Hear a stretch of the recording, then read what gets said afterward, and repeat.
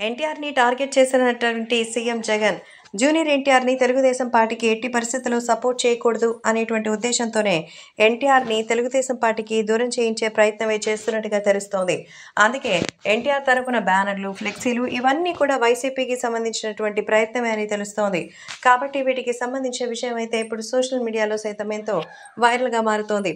ఏది ఏవైనా అభిమానులు కూడా ఈ విషయం తెలుసుకొని ఎంతగానో షాక్‌లో ఉన్నారు. ఎందుకంటే జూనియర్ ఎన్టీఆర్‌కి టార్గెట్ చేసినట్టుగా అయితే చెప్తున్నట్టుగా తెలుస్తోంది. కాబట్టి ఏది ఏవైనా అభిమానులు కూడా వీటికి సంబంధించిన విషయం తెలుసుకొని ఆనందం వ్యక్తం చేస్తున్నారు. ఎందుకంటే ఎన్టీఆర్ దూరంగా ఉండడమే బెస్ట్ అని అనుకుంటుంటే, కానీ ఇదంతా చేసేది వైసీపీనే.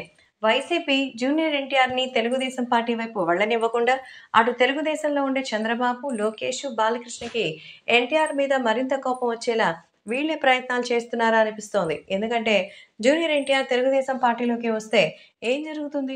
జూనియర్ ఎన్టీఆర్ ఖచ్చితంగా సపోర్ట్ చేస్తారు. ఆ రోజుల్లో జరిగిన మాస్ ఫాలోయింగ్ మళ్ళీ వస్తుంది. అసలే ఊపు మీద ఉంది జనసేన, తెలుగుదేశం.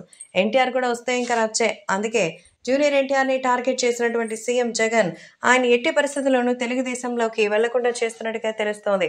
కాబట్టి అభిమానులు కూడా వీటికి సంబంధించిన విషయం తెలిసి అందరూ ఆశ్చర్యపోతున్నారు.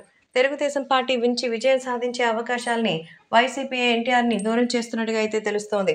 కాబట్టి అభిమానులు కూడా ఎన్టీఆర్ గురించిన ఈ విషయాలు ఆలోచించుకునే సైలెంట్‌గా ఉన్నారు. లేదంటే బాలకృష్ణకి, చంద్రబాబుకి ఇచ్చి పడేయడం పెద్ద విషయం ఏమీ కాదు.